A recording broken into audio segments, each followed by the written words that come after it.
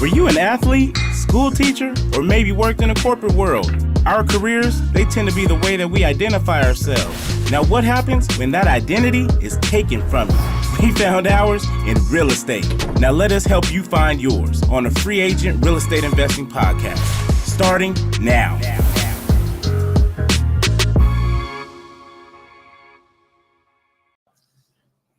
Welcome to the Free Agent Real Estate Investing Podcast. I'm your co-host, Stratton Brown. And I'm your other co-host, Michael Butler. Man, thank you guys for joining us again. After 2 weeks. This title is the Recession's here. Over the last couple weeks, we have had problems moving deals because buyers are getting some ants in their pants and they're getting a little bit scared. Wouldn't you say? Let me share it real quick. Just in case we get some questions and stuff, I can make sure we keep up on it. I wouldn't necessarily say. I don't think buyers are getting scared. I mean, there's so many. We have a deal in 93702 that we can't move. Yeah, but I don't think it's buyers are getting scared. I honestly think people are kind of just. If you're not in, you don't have to be in a rush to buy at this point. You know what I mean? It was. I feel like for a while it was like if you had an inkling of like a desire for a home that was on the market or something, it'd be like, boom, I want it. Like, you know what I mean? And you're going to put an offer in because tomorrow it's not going to be there because there's, 20, 30, 40 offers.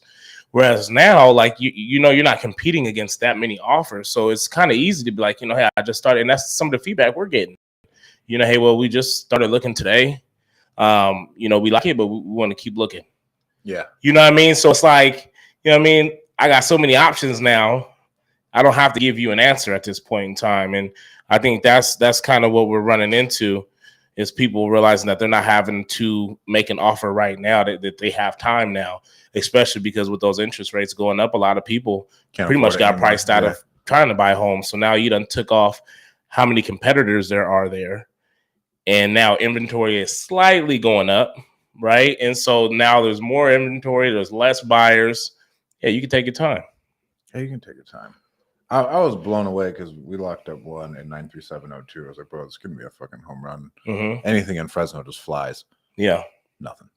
Well, you know what's funny? It's because we can reverse this, like, I guess back to freaking COVID, right? And we were talking about how we were locking up deals and we couldn't move them because they were, what was it? We weren't buying them deep enough? What was it at first? We had a hard time. We ran into an issue. It's funny as hell. We ran into an issue, and now it's almost like the reverse at this point in time. It's the same issue because during COVID we couldn't move shit. We couldn't move it. That's what it was. You couldn't move a goddamn thing, and then because people weren't trying to buy. Well, we're buying deeper now, I believe, than what we were buying. You know what? No, we're running into the same thing at this point in time because it's the exact same what happened in COVID, people were just afraid of buying in a sense. Except a few amount of people. Then the few amount of people are like, nah, bro, I got a better one over here. Mm-hmm. Because the people who were still buying were still buying, and they just knew they had the leverage. Because once the scare of COVID kind of went away, in a sense, with real estate, because the interest rates were dropping, at that point, people were buying at crazy prices.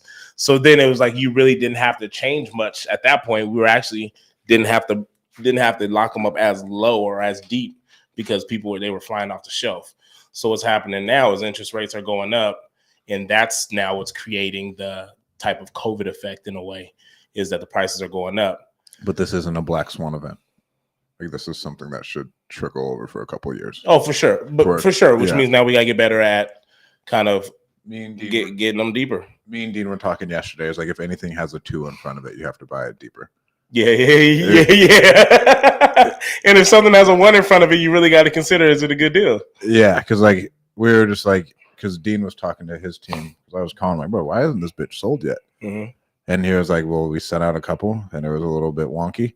Mm-hmm. He was like, so now moving forward, anything within a 2 in front of it, we have to go in more aggressive, which is really weird. I think we might end up wholetailing this deal because like on the market it's still good toward those people who haven't adjusted yet. Yeah. You know what I'm saying? I mean, at the end of the day, like, I mean, that's because we got one that we locked up that we sent out. Personally, we locked it up as with the team with Cletus and them, and we locked it up with every intention on flipping it because to us it was a real simple flip. It ain't gonna cost a lot of money. But then at that point, it's like, okay, well, let's just send it out and see if we don't have to close on it. You know what I mean? If we could just assign it and keep it pushing, then we'll do it that way. And even at that, it's not a lot of bites, but at the same time, we know that in that area, there's no inventory. So worst case scenario, we've already got the money sitting in escrow for it. So it's like, if we got to close on it, we'll just close on it. Exactly. Well, and you could still put it on the market while you're like at the very beginning. Yeah, you can, but there's if we're gonna put it on the market, and you're gonna have to close on it. You're gonna have to eat that interest already for private. Did you guys not close on it yet? No, not yet. Wait, okay. Like once you close on it, it's like, well, we might as well fucking just do the damn thing, because even if we threw it back on the market, it's not gonna qualify FHA, or obviously not FHA, because I think it's like a 90-day rule, right? It's like 60 or 90 days that you have to own it before you can sell it. And then conventional, it's not gonna pass any inspections because probably HVAC needs to be done and the kitchen needs to be redone. So you're looking at like $15,000 to $20,000 and it's a quick little flip. You know what I mean? 2 weeks, 3 weeks. Yeah. But it's not something that we can hotel. Yeah, I feel that. We can hotel to a cash buyer, but what's the difference of us just trying to wholesale it at this point in time? The cash buyers are still better on the MLS. I got to connect Dean with some people. One of my students just lists everything on MLS. He puts it in his contract, and he's out in North Carolina. Shout out Alex, and he just lists it all, and that's how he disposes of everything. Is it before he closes on it? Yeah. So while it's in escrow, he just lists it. So he gets a different type of. It's almost like an ovation. Yeah, that's what Dean was saying. I was like, it's not even an ovation. Like he just has in his paperwork, I can list this on MLS and sign yes.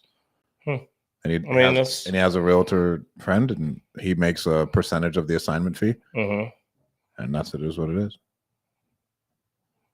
That's crazy to even think about, like how that works.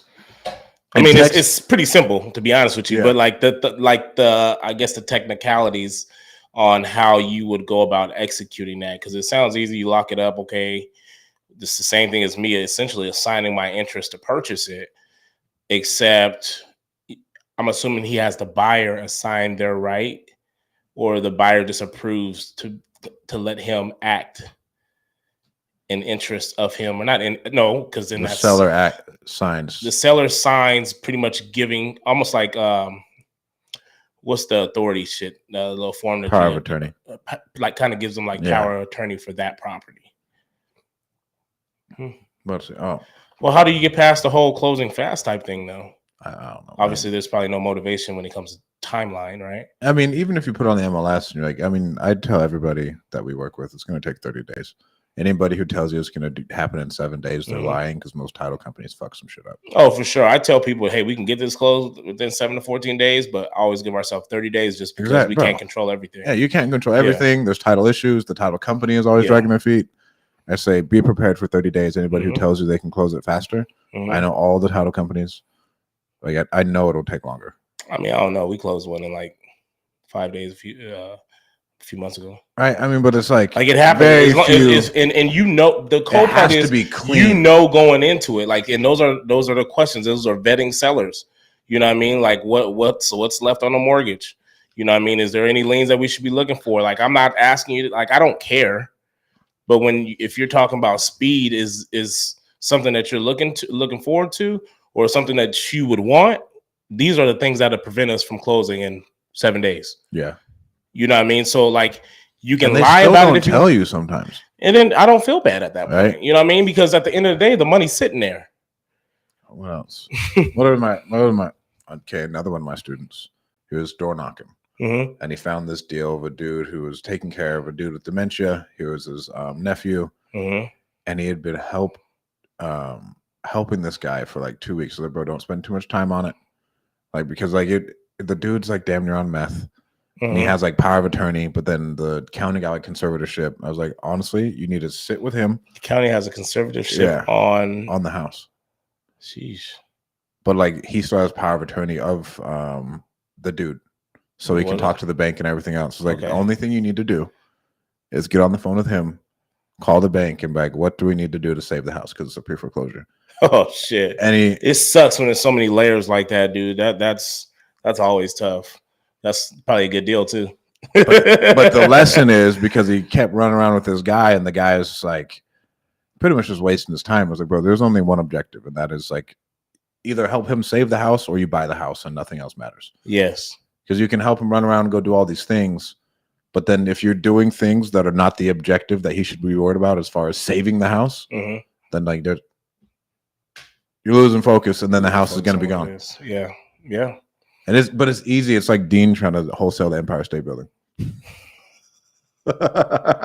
Knowing there's hella people that you got to kind of go through. Yeah, like to where that's funny as shit. It wasn't that building. What building was it? It was Empire. Okay, okay. Empire State Building. He thought it was gonna be a fat deal too. Hey, it sounded good though. Bro, I gotta have my team dig that up. I'm gonna put that online. Nobody's gonna believe that. He told that story. Where did he tell the story? On our podcast. He was like, "Yeah, bro." At one time, I was like, "Yes, he did." I was gonna wholesale. That was a long time ago. It feels like that was during COVID. I was doing it in my house. I was like, that was like during COVID. Wholesale the Empire State Building. What was Bring the Juice was dope. Oh yeah, so we did the Bring the Juice podcast with Frank Delana. We'll do some collabs next week. Go Dogs. Go Dogs. Always got to help each other out whenever possible. He said we cuss too much. I feel like we don't cuss that fucking much. Yeah, he's fucking tripping. I don't know. Nigga. I did drop the N-bomb. I was feeling it, bro. We was talking about sports and we was talking about mindset. We was talking about like, you know what I mean? It was a little gritty a little bit. So it kind of took me to a dark place. My fault. Dark skins. Dark skins. You know what I mean? But before, so we were talking about, lost the train of thought of what we were kind of thinking about. I don't know. We're talking about wholesaling. Obviously, we're talking about your buddy who locks it up and puts it on the market, which is, I think that's. We were talking about how some stuff just isn't moving as fast on the market too. Mm-hmm. And so, like he figured, like even someone like Jason mentioned that he's only the things that he's going to flip is pretty much under the median price point, right? And so it's funny when he says it because it makes perfect sense. Like the thought leader of the community, the thought leader, right? If Jason doing it, bro, I'm doing it. Like that's just, you know, people ask me about interest rates, and I think Jason said something before where he said something about when he first got into real estate. I guess they were buying rentals and shit at like 13% or something like that, and they thought it was a good deal. Oh, that's bananas. And so for me, when people are like, oh man, interest rates is like 5%, I'm like, hey, bro, it ain't 13. Jason was buying them at 13. So like there's no panic in me no more because it just kind of. Only thing that interest rates with the commercial stuff that we're looking at, that's like, because now I'm like, I can't pay you as much because I know I'll have just a bigger monthly payment. So like buying rentals, I would say, is what it does change. Like on the exit. Like, on the exit, if you're going to burr it. But so, okay. But it all goes back to the fundamentals in a way, if you really think about it, because, all right, so interest rates is high. So now, you know, you're going to have a higher payment. So you got to buy that bitch deeper. Yeah, you got to buy it deeper. Just that it's that simple. But that's what changed, is what I'm saying. Yeah. Like you just buy it deeper. Like, hey, I can't give you as much, to where Kalani and I were talking to a storage lead out in like Illinois, and he wanted one price, and then interest rates went up, and Kalani called him like, hey, offer's not the same anymore. Yeah, well. Like, sorry. On Feds. On Feds. Sorry, Feds just raised the rate. Offer's not the same anymore. And he's like, what? Like, yeah, I mean, like the money's more expensive, so like we can't pay as much. And that's just what it is, you know. It's funny because I was actually having a conversation with a seller yesterday. So, you know, I've been training a caller, and he brought in the lead yesterday, right? And the lead came in from Southwest Fresno, from 6. And as soon as I seen the name, I knew who it was. I was like, man, I done talked to this lady for like on and off since I started real estate. You remember Nathaniel Washington? Yes. He still own all that shit? I don't know, bro. I feel like he would have sold it already. I don't know, bro. Man, fuck that guy. Yeah. I don't know, bro. I'm kind of upset you brought him up. But this lady, the lead came in, and so I'm like, let me go listen to the phone call because I already know how she is. And I go listen to it, and she kind of, you know, she's singing a different tune, but at the same time, just give me an offer. You know what I mean? And so I'm like, let me call her, remind her who I was and stuff like that. So I called her. I was like, man, I've been talking to you on and off for like 4 years. And, you know, then we started laughing on the phone and stuff like that. And I'm kind of telling her, I'm like, look, like, just looking at it, I mean, I know it's not, I'm like, honestly, like, probably the best I'd be able to do is like 150. right? And I started laughing when I told her that, and she's like, what was funny? I said, because like the fact that I'm sitting here making an offer at 150 on a house and on freaking say Lily or Lotus. You know what I mean? Like this shit blows my mind because like we were just locking these things up for 50, 60, $70,000. I said these homes were worth $140,000, $150,000 fully renovated. Yeah. So the fact that I'm making an offer at 150 and it's a decent offer, decent deal, it's probably worth somewhere around 250. But like not a great deal. I mean, you can make about 20, 30 off of it. Make 30 grand off of it. As a flip? Yeah, it's like a 900 square foot house. It's gonna cost you like $30,000 to renovate it. Like, you know what I mean? Like you'll make like 30 grand on it. And it'll be something quick, like maybe, 3 months. Huh? 2-3 like months. 2 months tops. You know what I mean? And so it's like, did she take it? She gonna think about it. Bro, so I had to go pick up my son, so I was like, I gotta go. But so what she did was she started asking she started asking like kind of higher level questions in the sense of being a private money lender. How to, what does that look like? And what was the minimum to be able to become a private money lender? And me kind of telling her, it really is levels to it. If you're looking to just lend on the rehab part of it, you got to understand that whoever's lending on the purchase of the property is going to be first position. So the negative to just doing the lending on the rehab is that you're going to be in second position. Whereas if you lend the whole thing, you are the bank. You know what I mean? And that it's a good, it's a good purchase. You always get your money back. You know what I mean? And so we kind of talked about that and kind of what that looked like. So then when we brought the offer back, I'm like, she was like, well, let me see. I don't know if I'm going to be able to. I'm like, you might make another 20,000 just by listing it on the market, to be honest with you. So it really just depends on how important that is to you. But either way, it's, you're in a good situation. She's not in need for the money. But I was like, but if you take it at 150. Does she own it free and clear? Yeah. Bro, have her carry the note. So I told her, I said, well, you guys just carry the note if you're interested in private money lending. That's a good one. That's a good one. Because I told her, I said, well, you got to accept my offer at 150 because you're going to lend me your money right afterwards. Yeah, I mean, if that's what she's really thinking about, then she's thinking of ways to kind of passively make money. Yeah, I honestly just carry the note. The asset. It'll be easier, and then you can get into a rental for super cheap. That's true. You probably pay her a little bit more. Like, hey, this is what you'll make if you do it on the market right now. I'll give you that. And then we'll talk about that. My offers, I learned this from Pace. I just make the purchase price higher. And what about the interest rate? Like the interest is built into the purchase price. And I just want a low monthly payment. And then you can pay someone retail. Is it rentable? Is a renter in it right now? Go on there. Raise the rent. It doesn't have HVAC though. That's my quality of life just kind of went up a little bit more. So every time someone asks me, is it rentable? I don't know. Because a lot of shit that people stay in, I'd probably say no. That's true. But if you're getting into it with however much money down, to be honest with you, I mean, it really depends on what it will cost you to go in there and kind of bring it up a little bit. I'd ask her how much money she'd want down. And then the rebuttal I use is if they want a certain amount of money down, and they want to, I could go to a bank and get those same terms. So I'm going to need interest rate wise, right?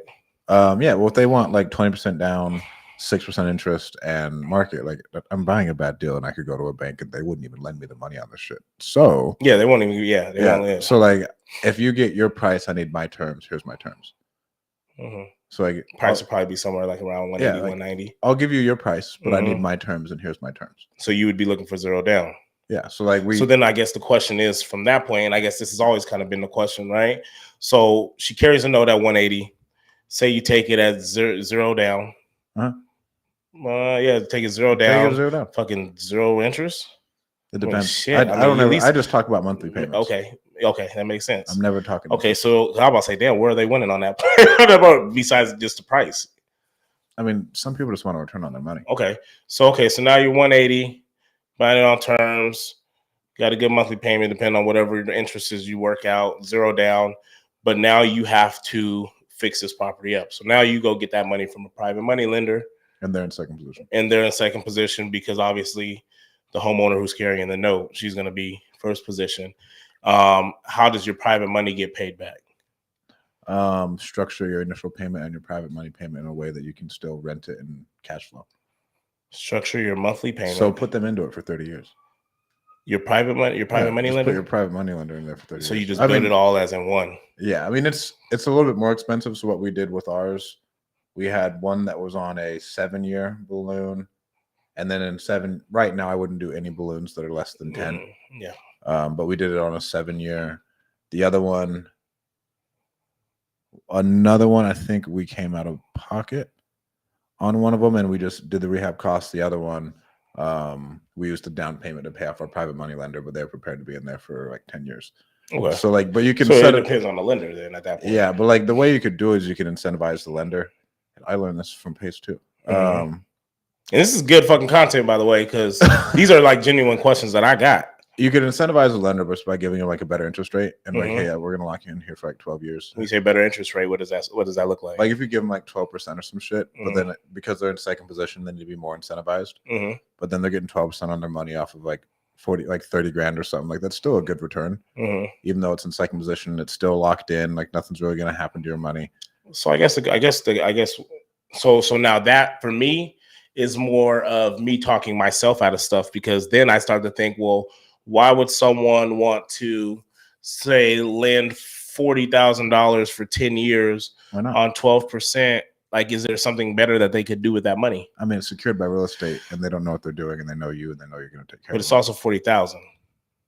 I mean, most people. I mean, it's $40,000 isn't a lot of cash for someone who can lend $40,000. It's not. But then a lot of your private money lenders, who are like the small ones, like this is fucking ideal. And that's what I get that. So it's ideal for, say, the school teacher who has a retirement, right? Who built a retirement. They got 40,000 in there. They can't retire for another 10 years. So it really don't matter because they can't touch it anyway. I mean, bro, let's say they're giving them 12%. Bro, on S&P, you're getting 8%. You're making 4%. So you're making more off of this 40 secured by a hard asset. That's true. You know what I'm saying? So like that's a pretty strong rebuttal you can use with them. That honestly makes school teachers actually some pretty damn good right. I mean, that's like private money lenders. If well, so most school teachers have what, a 401k? Yeah, and a 503b. I have no idea. You know what I mean? So I think that's what I had, like a 503b or 403b or some shit like that. Okay. That makes sense. So the last one we made, because they wanted $1 million, I was at 700,000. I said, okay, if you want $1 million, I will go 10% down. I want a 4% interest rate, and I want interest only payments for the first 2 years for stabilization. What else? So like I had it set up a very, very certain way to where I was like, no, I'm not doing none of this. So like, if you want $1 million, I'll give you your price. Yeah. But I need my terms. And so my terms, I need 10% or less down. I'm going to go interest only payments for the first 2 years. For the first 6 months, I want no payments at all. On an asset that big. I mean, it was only like a $700,000. Even on a smaller asset, you could do it. But it's something that there's more of an upside when you talk value add for a storage facility, right? Yeah, I mean, but would you argue that compared to you could still do it for a house. If like someone really wants to carry the note and be like, hey, if I'm gonna go in here and rehab this thing, just give me interest only payments or no payments for the first 6 months. Okay. And obviously the interest only payments doesn't even go towards the principal at all. Yeah, so they're just making money, and like you don't know until you ask. You know, because like they don't. At that point, they're just like looking to see like what's secure. What are they looking for? They just want, honestly, they want security, and they want something that they can depend on. Exactly. Well, hence why they, some people are in 9-to-5 jobs. They want the security. So you want to so you just want to know. So who was it? Carlos in here?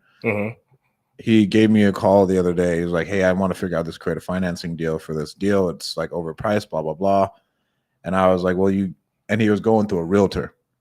If you're going through a realtor, it's hard because you can't know like the motivation of the seller." Yeah. I was like, when you asked it. I was like, I mean, like, bro, you got to know like what they're truly looking to get out of this if you really want to be able to like solve the problem, get the terms you want, the right terms, the right structure. Yeah, I mean, now is the time to start learning this shit. Okay, well, so it's funny that so that's kind of where we're getting into, and it's great that we got a question on here too. So I'll read the question, but I got another question. Well, not even a question, because Michael Zuber talked about it. about this loan, right? It's pretty much, it was like the 50, 10, 40, 50. the 10, 40, 50, pretty much. Your seller carries 50. 50, the bank carries the bank 40. carries 40, and then you come in on down. 10, right? Yeah. And so I thought that was fucking awesome, especially when you start talking terms. And now essentially you got a bank saying I'll be a private lender. Yeah, it makes things a lot easier. I haven't sat You don't down have to go get it from a private money lender now, because the bank essentially is saying like, look, like, let us in on some of this creative shit too. If it's only thing, I haven't sat down and like thought out I don't want to call it complexities, like what issues I'd run into if I was doing value add with that. Mm-hmm. You know what I'm saying? Well, you're already not refining. If we did it like with the deal with the lady that we just talked about, right? Because our lender, our private money lender, was going to carry that for, at least 10 years, right? And from my understanding, this is like a 30-year thing, right? So now you got a private money lender who's willing to carry for 30 years, right? So this is like the best case scenario, And so now you just have to. So the only thing is you'd have to get your seller on board with 30. Seller on board with, she gets 50. If she's going to carry a 50% note, she'd have to carry it for 30 years as well. Yes. Or you just have to refi. My question would be for that bank. It would be like, well, if my seller wants a 15-year balloon, does that affect like the terms of this loan that you're going to give me? Yeah, and what type of what does that look like? Is that like a second? Like, you know what I mean? Like, is the 50 like the a second? The bank is first, so the bank is always first. So the bank is first at 40%. The bank is first at I think the bank is first at 40. The seller's second at 50. At 50, so the seller takes I don't know. So that's where I got confused at that point, because I'm like, wait a minute. So would the bank be 50? The bank carrying 50, I'm assuming the seller would carry 40, and you would bring 10. That would make more sense to me than the bank carrying 40% of it, but then they want first position. Yeah, the bank will always be in first position. So they would need to carry the most, right? At 50. Yeah. So we talk about $180,000 purchase price, right? So the bank will carry, what's that? 50% of it would be 60. Let's just say 60. I know you don't. So it's half of 180. So 60? No, 60 is 120. That's 90. You see, I don't do public math either. I'm just not afraid of humiliating myself. So the bank could carry 90,000, right? Who's to say that you can't just get the fucking seller to carry the other 90? Yeah. Yeah, that's very true. Well, because their down payment now is 50. But the bank wants the 10. The bank wants your skin in the game. Okay. So that like the 10 is for the bank to feel secure with you. Okay. So then, because the first 50% will go to the seller. So that's their down payment, right? So, but we still have a $90,000 loan here with the bank. Yeah. So the seller is the one who's so the bank wants their 10%, and then the seller gets their 50% down payment, and they're just like, "Fuck yeah," because like not very many.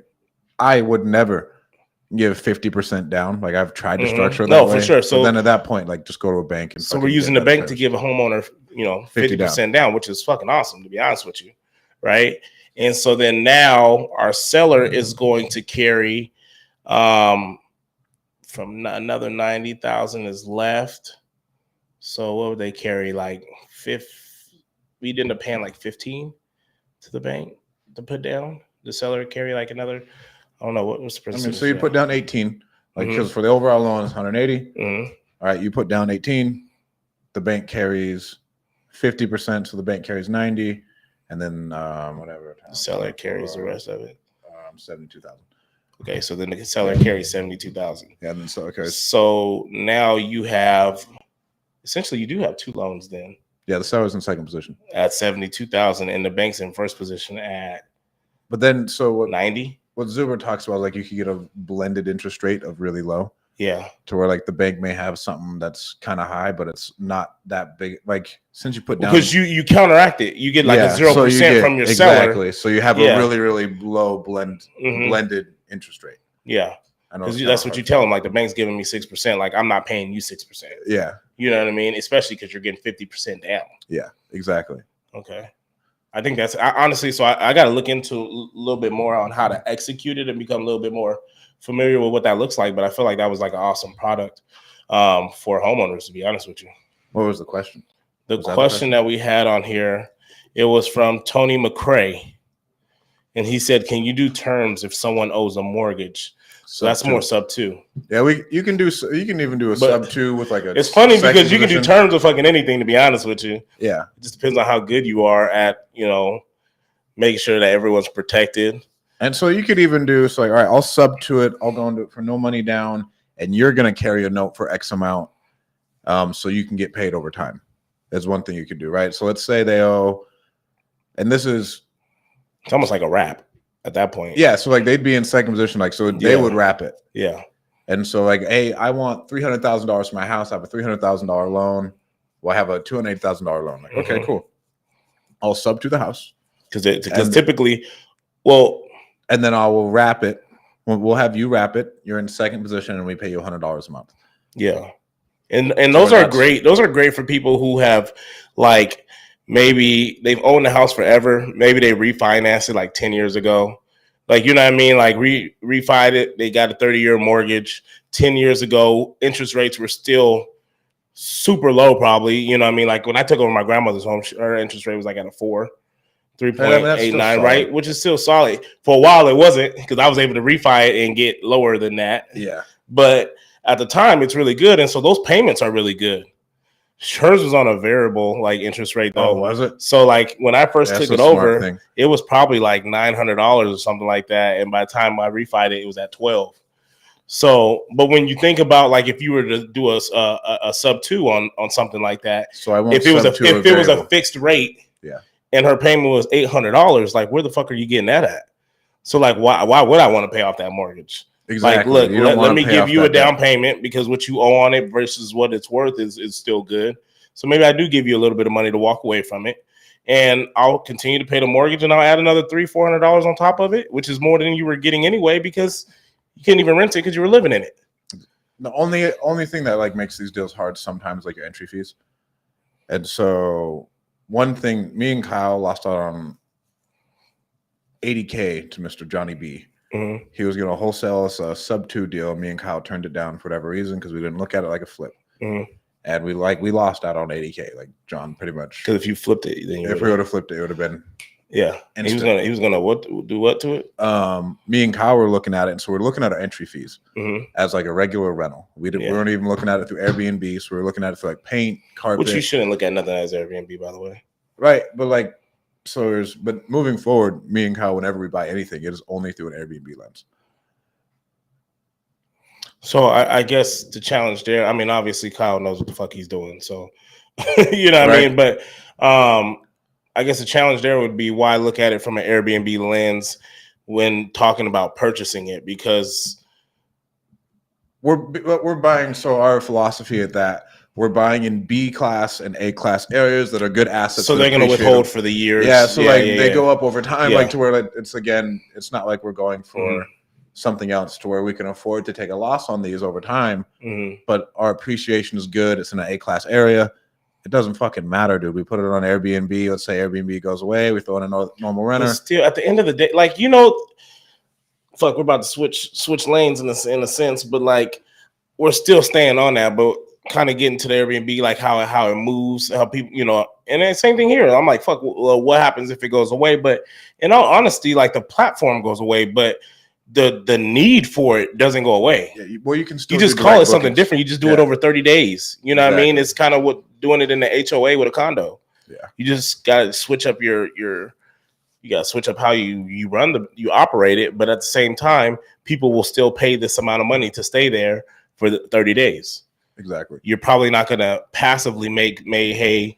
I mean, yeah, if you really think about it, like on Airbnb, you could potentially make $1,000 to $1,500 a month net off of some of these houses, whereas for a typical rental, like if they make $100-$200 a month, like they're like, fuck, this is awesome. Yeah, you're making $200-$300. So worst case scenario, you put a freaking nurse in there from Furnish Finders, and maybe you only make freaking $500 a month off of it, but you're still killing it in a sense of passive income. Well, and in a B class and A class neighborhood, you're not making $200 a month, bro. Like you're buying it with the same intentions. Mm-hmm. Like because your monthly payment's too high and like rents don't add up. Yeah, but your tenant, when you talk about traveling nurses and midterm stays and stuff like that, like your tenant is a whole lot different if you're looking at it from an Airbnb lens. So yeah, you may make, I don't know, like, because if you buy something now over there, your mortgage is going to be somewhere between $2,400 to $2,700, right? Between $1,800 to $2,400. I'll pull it up on Zillow. Right. So what zip code do you want to look at? You want to look at 93720? I would say that's like a B plus area. Yeah, that's a B plus.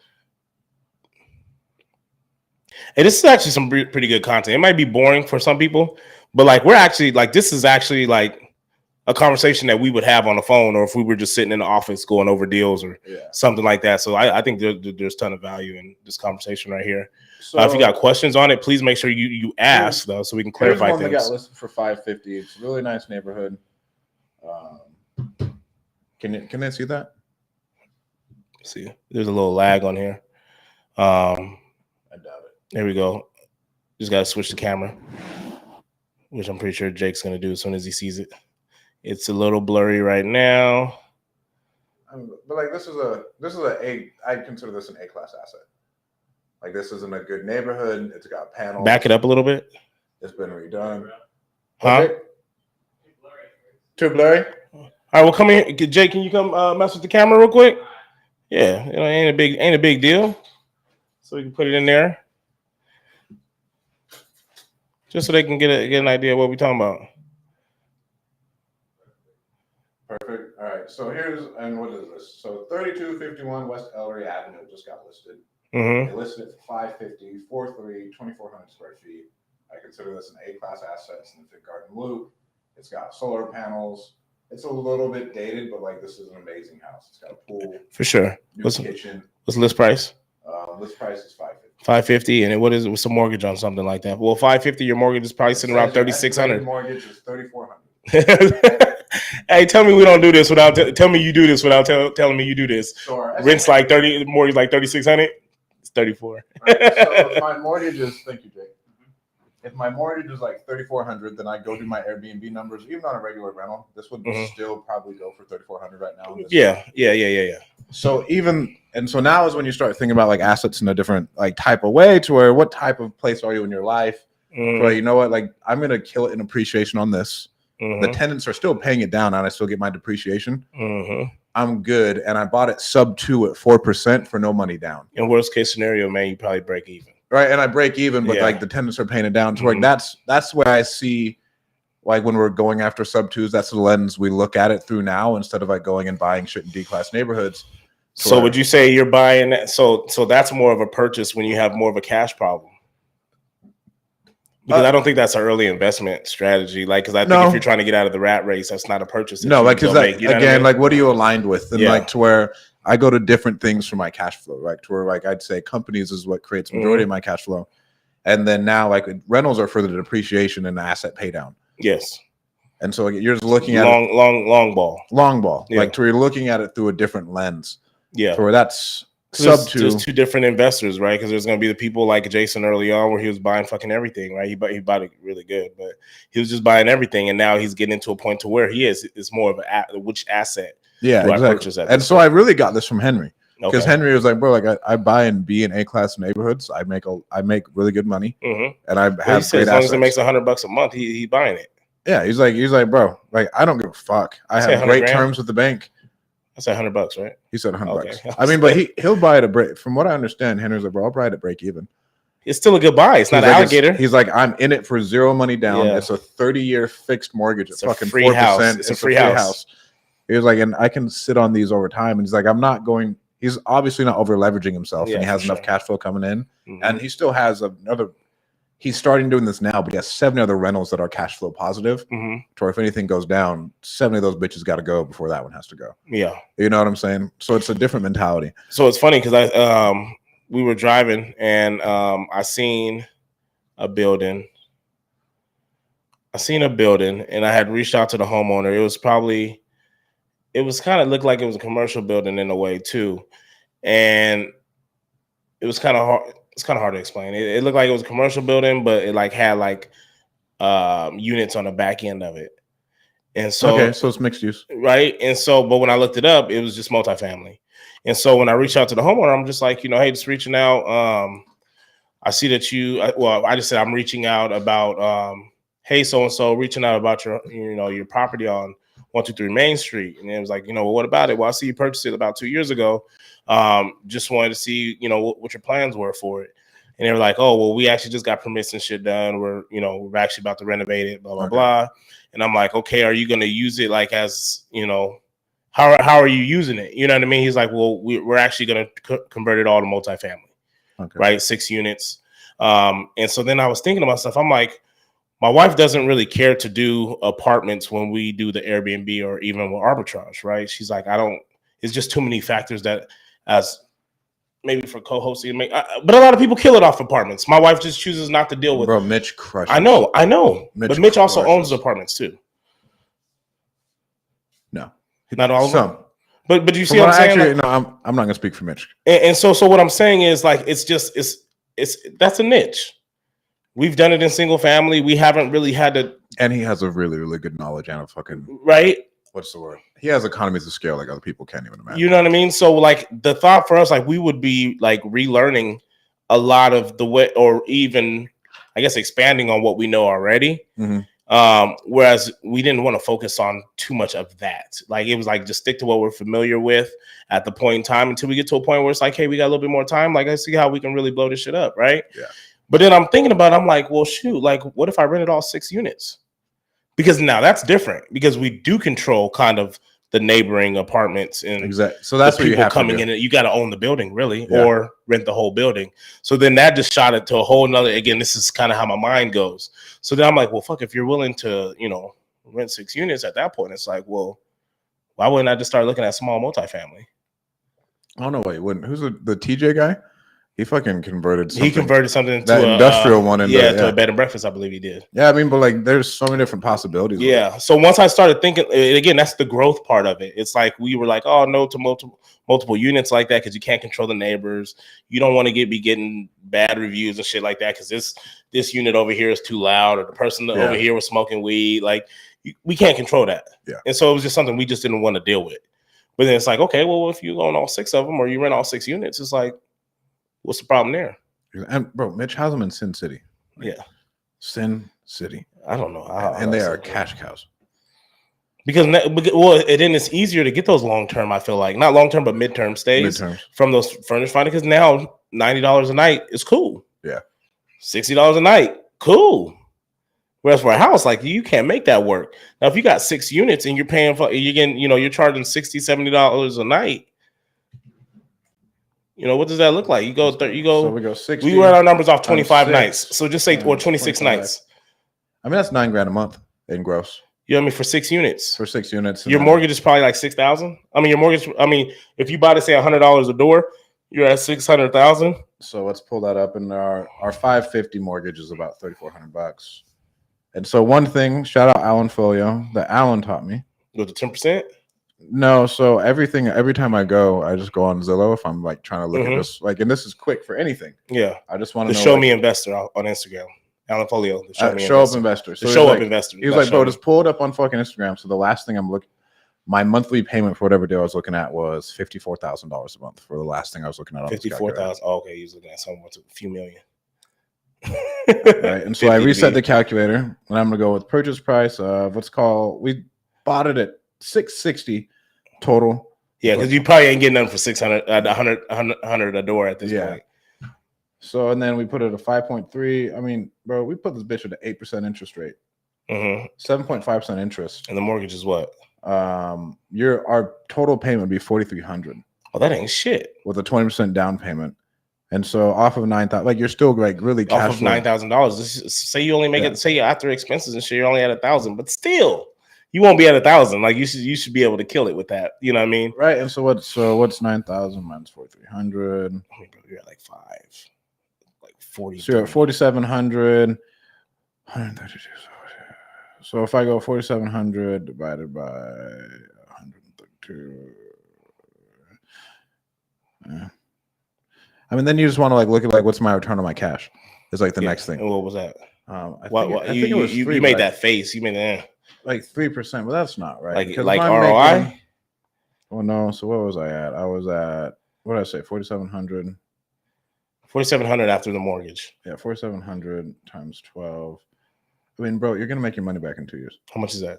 You're gonna make 56 grand a year off of that. How much is the down payment? 132. So you'll make your money back in 2 because years. you're not buying multifamily for short term, like, and here's the thing though, like you're paying that now, but I mean, imagine this is a 7% interest rate. Yeah, and that's a fully, if you're paying retail, I mean, at that point, that's a fully renovated unit. So like, you're not coming in having to put much into it. You just got to furnish it.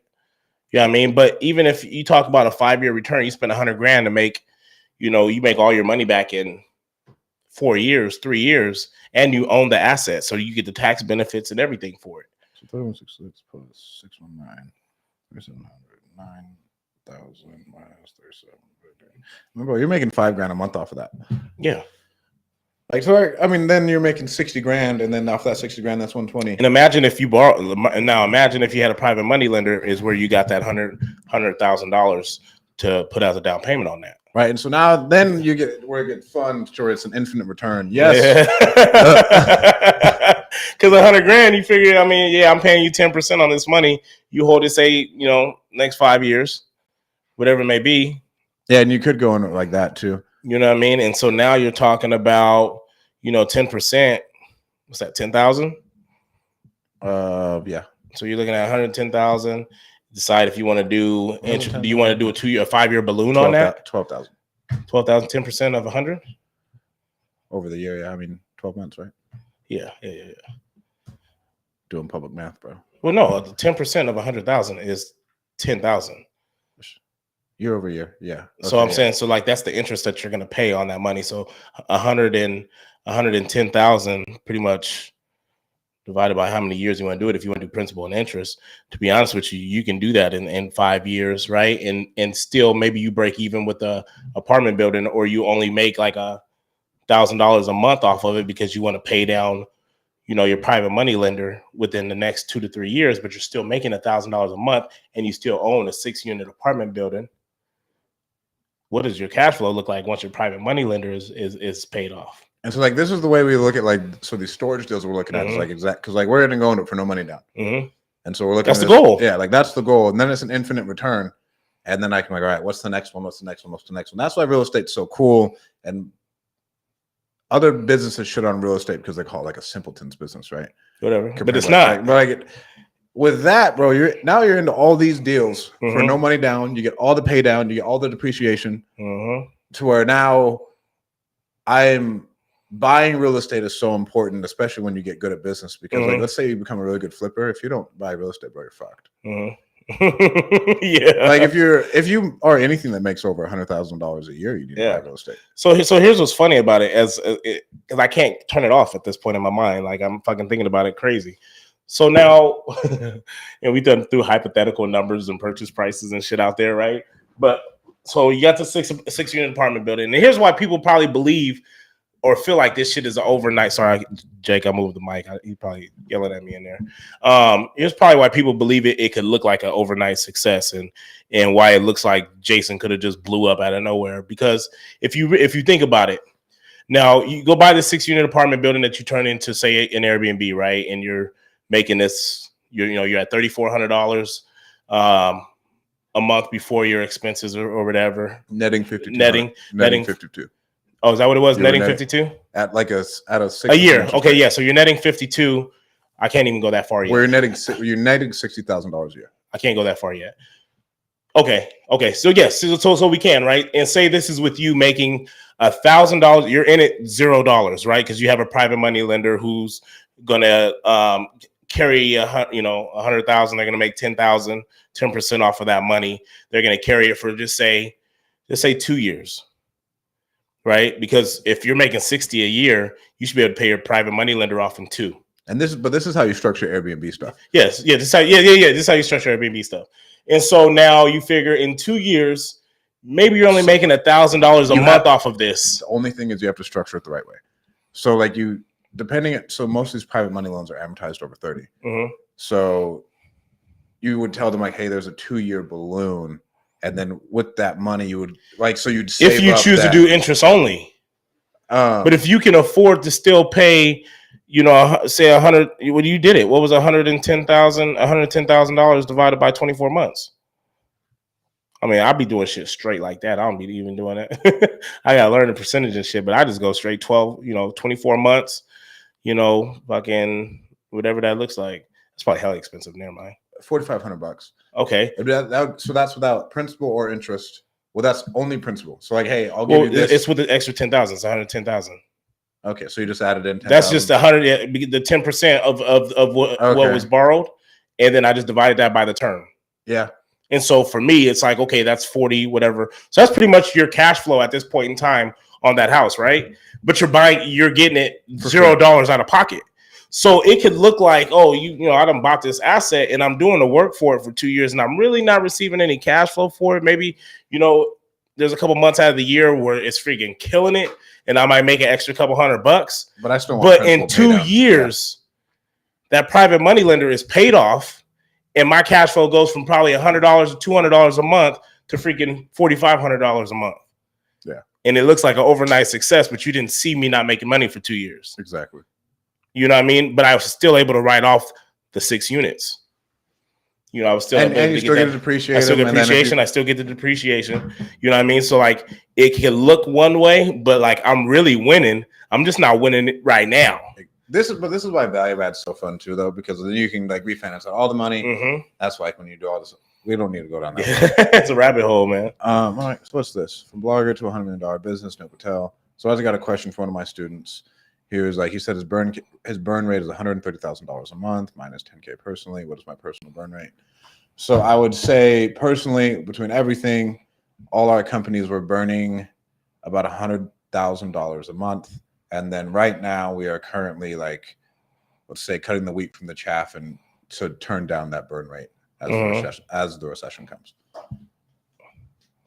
I strongly suggest you go through and you audit your subscriptions. It's probably no matter what time. Oh, bro, I still haven't done it, but I know I need to. All right, talk real quick. We'll be right back. Well, I think we should just wrap it up. How far are we in, Jake? Yeah, we're good. Wrap that up. I ain't about to wait for no restroom break. We're good. But yeah, man, that was awesome. Go sign up for our next meetup. Yeah, it's June 22nd, right? June 22nd. Which is a Wednesday. We got Kyle. Hold on. We got Stratton Brown. You got Kyle Stanley, Jason Pritchard, and Dean Rogers. Was it called? Damn, they're a super host event. We just had no pun intended, by the way, with Airbnb. You're gonna have free tacos there. Free tacos, and then I really wish you did it on June 21st, because then it would have been on a Taco Tuesday. Oh, I didn't think about that. Bro. You know what I mean? Then you could have had like sombrero hats on and shit on the little ass that you were sending it in. That would have been freaking sick. But yeah, June 22nd, you're gonna have our the super host meetup with four great investors with all different types of strategies. You definitely don't want to miss out on it. I think the first one was freaking awesome that you guys had. And I don't know, people have been saying you guys should do it again, and we're glad you are doing it again. We got some big things cooking. I'm excited. Is there any special guests or anything? On this one, no. We decided to make it a panel. Okay. But in like Q3, end of Q3, we're gonna have some big shit. It'll be fun. Okay. Well, that is exciting. I'll be there. Man, that doesn't feel like it's so far out, but we're in June. That's wild as fuck to even think about it. Oh, that's this month. So it's on a Wednesday. So I should be good. So we hope to be able to see you guys there, man. Network. Obviously, with the market changing and stuff like that, these events is what's going to be awesome, because you're going to be able to get a panel and really get the opinion of people who's really doing this from business. Like different aspects, because Jason's a heavy flipper. Kyle's all Airbnb. Dean is heavy wholesale. We are, I'd say, more storage. And then as far as like businesses and like what everyone else in the country is doing based on our clients, we can give input on that. So it'll be really exciting and really insightful. So it should be a lot of insight, I think, is the biggest thing on how you can pivot. Yeah, to be honest with you. So, or what you should have been doing. Exactly. To pivot. So that's how we'll wrap it up. Like and share with your friends. Yes, please like and share. Let's start getting a little bit of traction here. All right. Next Wednesday. So then maybe we'll do it next Friday also. That's just to make sure that because we try to stick to a date to be able to get the podcast in, but that ends up fucking us up if we can't do it that day, because then we don't get it for the week. So then at that point, we'll just try to squeeze it in some point throughout that week, or we might have to go back to Zoom. Some of them. Not all of them, but some of them. Sorry, Jake. We'll see you guys next week, man. All right, peace.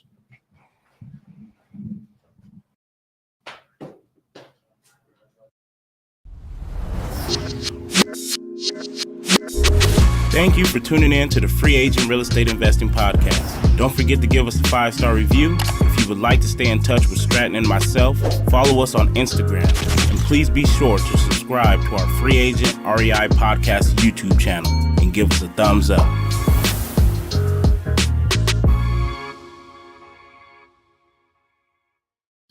Yeah, hey, go live, end the live.